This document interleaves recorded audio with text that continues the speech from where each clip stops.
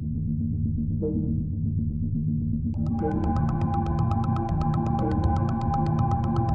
du temps, le podcast du Musée d'archéologie nationale.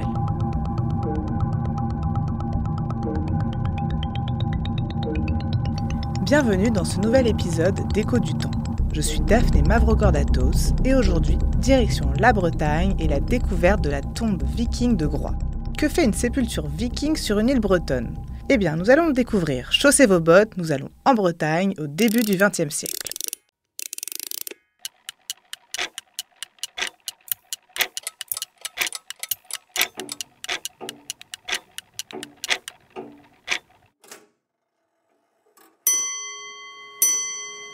Nous voici en juin 1906 sur l'île de Groix, en Bretagne, au cœur d'une aventure archéologique inattendue.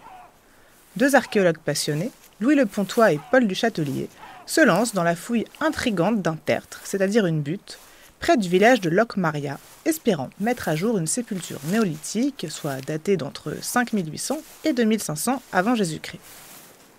En arrivant sur le site, positionné à flanc de falaise, ils s'aperçoivent qu'une partie de la structure du tertre a subi les affres de la mer et s'est érodée. La partie récente est assez conséquente pour espérer que la chambre funéraire soit restée intacte. On se met donc au travail. Dès les premiers coups de pelle, les deux hommes réalisent que quelque chose d'exceptionnel les attend. Cette fouille ne ressemble pas vraiment à une sépulture néolithique. Au lieu de cette inhumation proto-historique, ils découvrent rapidement des indices qui les orientent vers une toute autre époque. L'âge des raids vikings, entre le 9e et le 11e siècle. Soit plus de 30 siècles plus tard. Ce n'est pas leur période de prédilection, mais Louis Le Pontois et Paul du Châtelier ne baissent pas les bras pour autant. Les fouilles continuent. Sous une couche d'argile mêlée à du sable et des coquilles, des dalles de schiste émergent. Certaines atteignent jusqu'à 90 cm de long. Leur positionnement semble indiquer clairement un acte de sépulture soigneusement réalisé. Elles ont probablement été surposées pour recouvrir le défunt et son mobilier. Et ça ne trompe pas. En dessous, les archéologues trouvent un lit de terre brûlée, des restes d'os incinérés, du charbon et un grand nombre de rivets de bateaux et un mobilier funéraire éparpillé. Comme ils s'y attendaient, une partie du site exposé à l'érosion marine a été emportée par les vagues et une partie du mobilier funéraire est donc manquant. Malgré les obstacles, Louis Le Pontois et Paul du Châtelier reconnaissent rapidement la nature d'une sépulture à incinération, caractéristique des populations scandinaves. Cependant, la présence constante d'habitants curieux de Locmaria, attirés par la découverte, perturbe leur travail. Plus de 80 personnes observent les fouilles, veulent voir de plus près les objets découverts, se les passent de main en main, menaçant de les endommager. Face à cette situation, après 3 jours de travail, les archéologues décident de recouvrir le site et de revenir un mois plus tard. En août 1906, Louis Le Pontois et Paul du Châtelier reviennent sur le site accompagnés de M. de Lagger, un autre archéologue. Ils reprennent leur fouille et l'étude du mobilier. Le mystère se dévoile progressivement.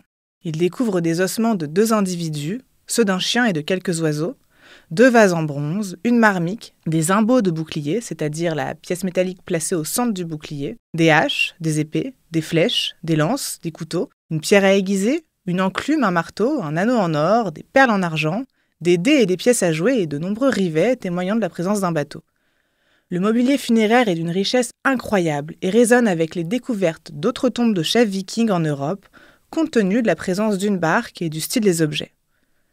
Malheureusement, les pièces sont fortement endommagées.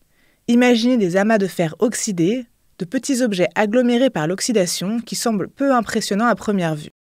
Leur étude ultérieure révélera une grande valeur historique.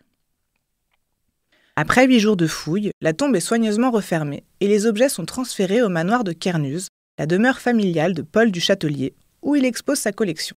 Les objets et les restes sont examinés en détail par les spécialistes pour identification. La nature des arbres carbonisés est analysée et sont ainsi identifiés parmi d'autres essences, du chêne, du pin et de l'orme. Les ossements humains analysés témoignent que le défunt était d'âge mûr, qu'il était accompagné d'un individu de constitution plus malingre, sûrement un adolescent ou une personne de sexe féminin. En reconnaissance de cette découverte extraordinaire, Du Châtelier recevra l'ordre de première classe de Saint-Olaf, une haute distinction norvégienne, en 1908. L'histoire ne s'arrête pas là. Les collections sont finalement transférées au Musée d'archéologie nationale le 3 novembre 1924. Les fouilles entreprises par Du Châtelier se révèlent plutôt bien documentées pour son époque.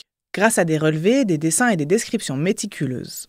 D'ailleurs, dans l'une de ses premières publications sur cette fouille, Du Châtelier compare tout de suite sa découverte avec la description de funérailles scandinaves décrites par un voyageur arabe au Moyen-Âge. Ainsi s'achève notre plongée dans l'incroyable découverte de la tombe de Groix, une aventure qui a permis de révéler l'unique tombe viking en France, en Bretagne.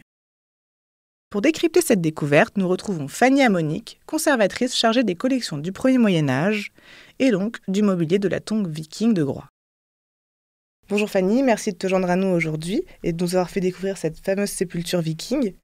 Est-ce que pour commencer, tu peux nous présenter la collection dont tu as la charge au musée, donc la collection du premier Moyen-Âge ? Bonjour Daphné.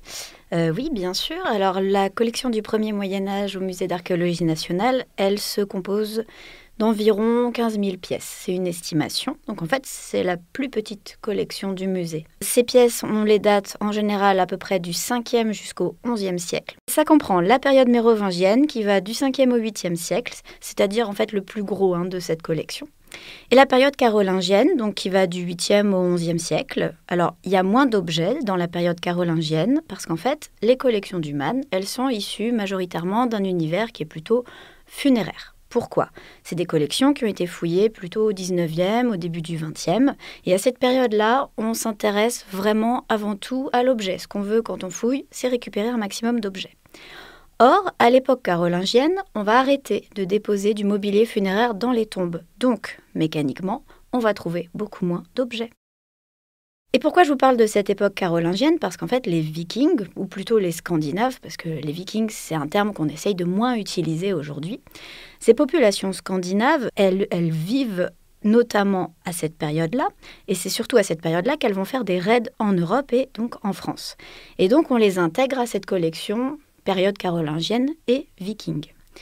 Donc, la tombe de Groix, elle fait un peu exception par rapport à la période carolingienne, parce que pour cette période carolingienne, on a assez peu d'objets, mais la tombe de Groix nous a livré beaucoup de mobilier.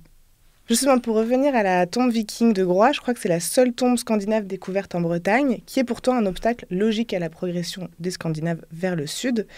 Et alors, est-ce qu'on sait pourquoi cette tombe se retrouve isolée ? Est-ce qu'il y en a d'autres qui existent en France ?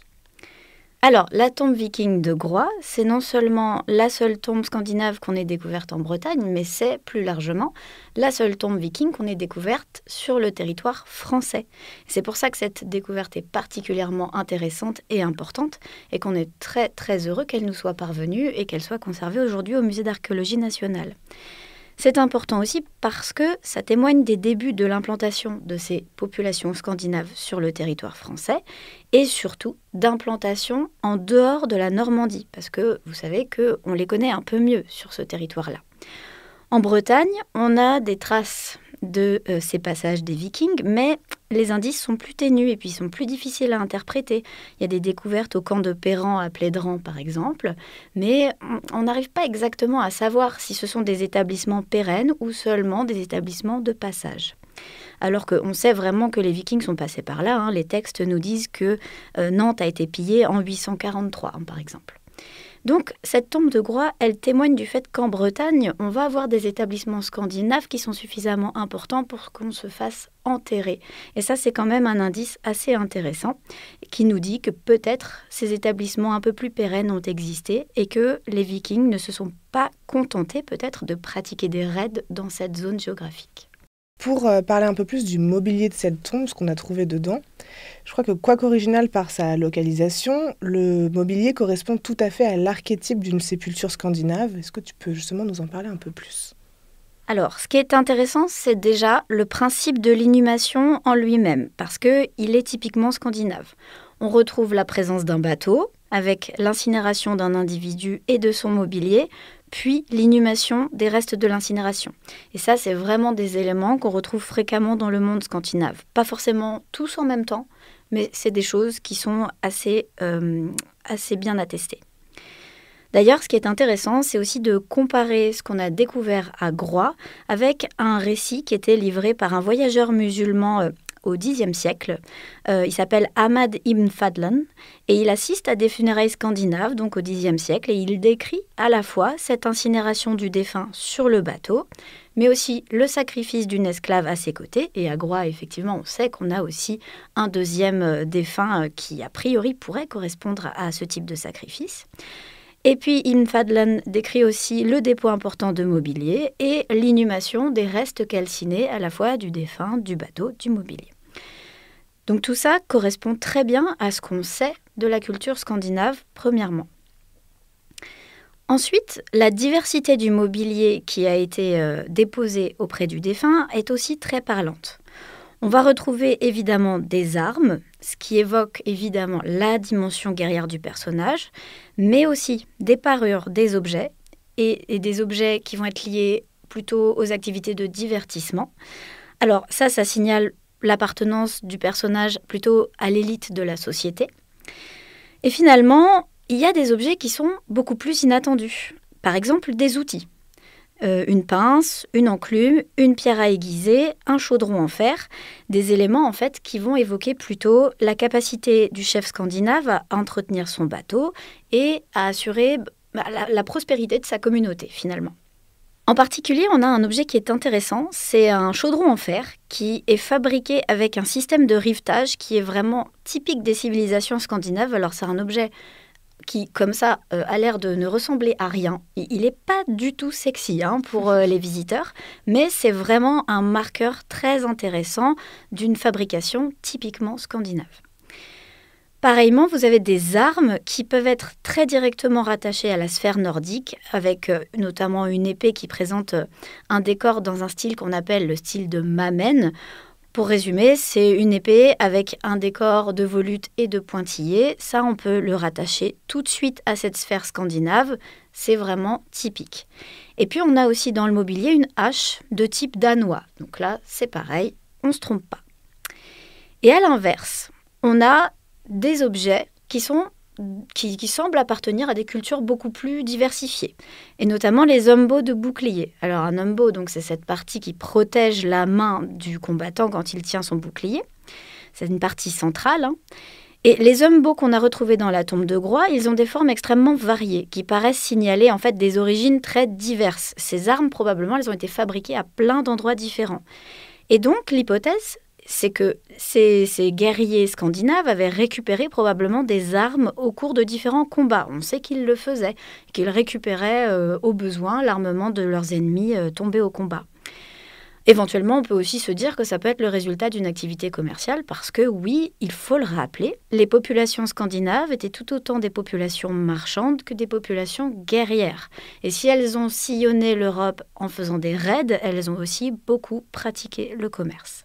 Et pour revenir au mobilier, il me semble que lors de sa découverte, par son état de conservation, c'était assez difficile de comprendre tous les objets. Et ils n'ont pas attiré également l'attention des découvreurs. Est-ce que c'est toujours le cas ? Est-ce qu'il y a certaines études, restaurations qui sont prévues sur ces objets ou qui ont déjà été faites ?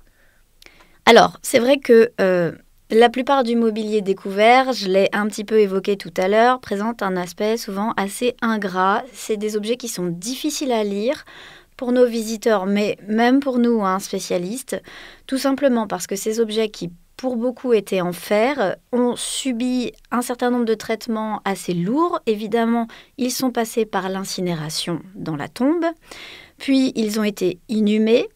Et puis, au cours de cette inhumation, évidemment, ils ont subi l'oxydation, ce qu'on appelle communément la rouille, évidemment. Tout ça a entraîné, en fait, éclatement, déformation, oxydation de nombreuses pièces. Et il y en a beaucoup qui sont un peu réduites à l'état de conglomérats ferreux, très difficiles à identifier. Alors, heureusement, les fouilleurs, dès la sortie de terre, ont quand même identifié un certain nombre de pièces, les ont restaurées. Mais c'est vrai que dans les réserves, il nous reste, dans un certain nombre de tiroirs, des objets encore difficiles à identifier, voire même à réidentifier, qui étaient un peu en meilleur état au moment de leur sortie, puis qui ont subi pas mal d'oxydation avec le temps. Donc c'est pour ça qu'on a un projet au musée actuellement, c'est de lancer une nouvelle campagne de restauration pour un certain nombre de ces pièces du mobilier de Groix. L'idée, c'est d'assurer une conservation pérenne pour les pièces qui sont encore en bon état. Et pour celles qui sont difficiles à identifier, essayer de comprendre un petit peu plus à quoi on a affaire et d'en apprendre plus sur ces objets. Alors pour ça, qu'est-ce qu'on va faire ? On ne va pas y aller comme ça, bille en tête. On va commencer par une série de radiographies, tout simplement pour comprendre ce qui se passe sous la gangue de fer d'oxydation ferrique. Essayer de voir à quoi ressemble l'objet en dessous de cette gangue. Et une fois qu'on aura pu observer toute cette série d'objets à la radio, on va pouvoir commencer le travail de restauration. Et on espère relancer à cette occasion un certain nombre d'études autour de cette tombe très intéressante, avec évidemment, on l'espère, de belles découvertes à la clé.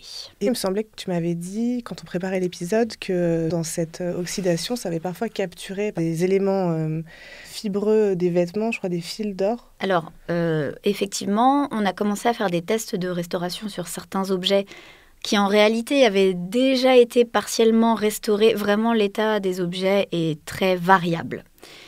Et donc Hélène Huisson, qui est à la tête de notre laboratoire de restauration, avait commencé à faire des tests en retirant une partie de cette gangue d'oxydation là où c'était possible.